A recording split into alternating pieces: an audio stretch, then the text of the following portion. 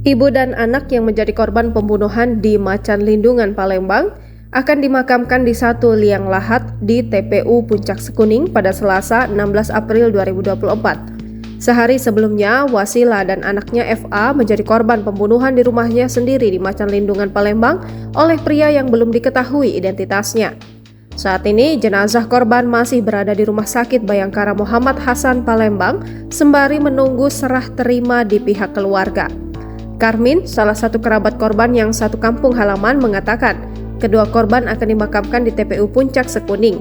Wasila dan FA dimakamkan di satu liang lahat yang sama di TPU Puncak Sekuning.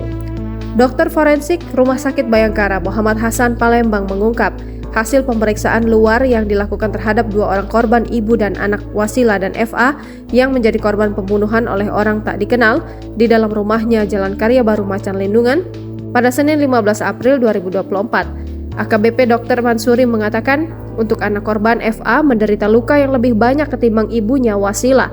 Diketahui FA mengalami luka akibat senjata tajam di bagian perut.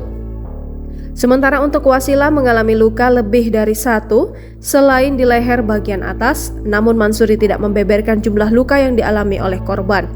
Dia menambahkan tidak ada tanda kekerasan seksual yang dialami kedua korban.